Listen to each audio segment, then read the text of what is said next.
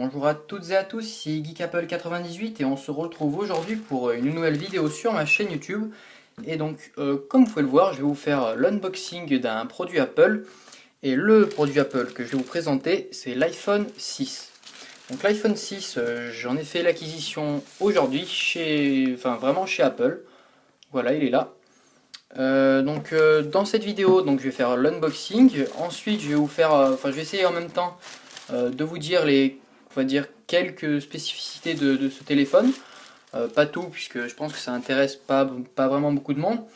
Je vais aussi vous le comparer avec un iPhone 4 qui est ici, enfin 4S pardon, enfin 4S c'est le même modèle. Et aussi avec un Xperia Z qui est là, donc à peu près pour que vous voyez la taille, hein. Donc je vais enlever la coque aussi pour pas fausser. Voilà, donc vous voyez c'est le Xperia Z, hein. Donc pour commencer, on a l'iPhone 6, hein, on voit que le packaging il est, moi je trouve qu'il est toujours aussi beau, hein. Voilà, il est à peu près pareil, mis à part que là sur l'avant on voit à peu près, on voit un peu la silhouette du téléphone, du iPhone, hein. Voilà. Derrière, voilà, là vous avez toutes les lettres que tout le monde s'en fout. Donc c'est un modèle 16 Go. Et voilà. Donc on va l'ouvrir. Donc comme vous pouvez le voir, l'iPhone 6, hein, voilà. Donc, je vais enlever le Z, il était presque en plein milieu dans la vidéo. J'arrive pas à l'enlever. Voilà. Donc là vous avez la petite bête. Voilà. Donc je vais vous en parler un peu plus tard. Ça je vais le mettre là-dessus. À l'intérieur, comme d'habitude, hein, donc vous voyez qu'il y a les AirPods, la prise, hein, voilà, la prise classique, et le fil, donc la prise Lightning, comme sur les appareils Apple dernière génération. Vous voyez qu'ici, donc ici vous avez la prise Lightning.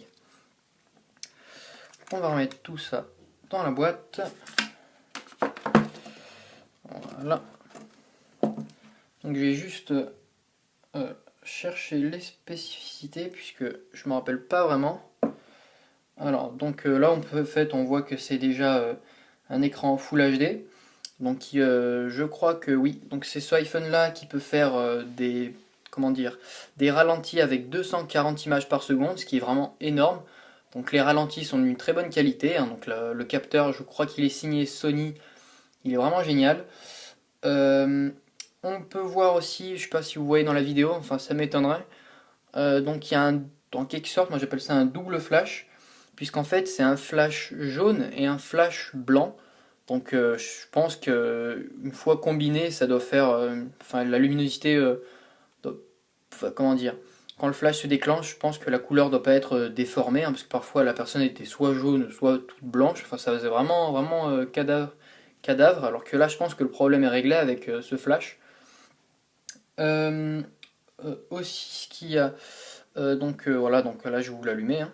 Ah oui, donc ce que je voulais vous dire, c'est que le grand changement des nouveaux iPhones, c'est que, là comme vous pouvez le voir, mais bon, la prise jack est en dessous, mais bon, ça c'était déjà présent sur l'iPhone 5, si je ne m'abuse, oui c'est ça, que je dise pas de bêtises.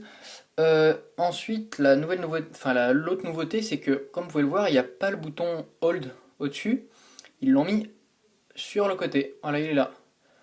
Donc, vu qu'Apple est toujours contre les téléphones qu'on doit utiliser avec les deux mains, a voulu mettre le bouton sur le côté pour pouvoir continuer à l'utiliser à une main. Donc, voilà, comme vous le voyez, il était déjà allumé, hein. Il est déjà configuré puisque je l'ai acheté chez Apple. C'est eux qui m'ont configuré carrément. Alors, je vais juste vous dire que je dise pas de bêtises, je vais vous dire le nombre de mégapixels que ce téléphone a. Donc, je suis allé chercher sur le net, hein, excusez-moi. Donc cette vidéo, je l'ai faite un peu, pas à la va-vite, mais on va dire que je m'y attendais pas vraiment.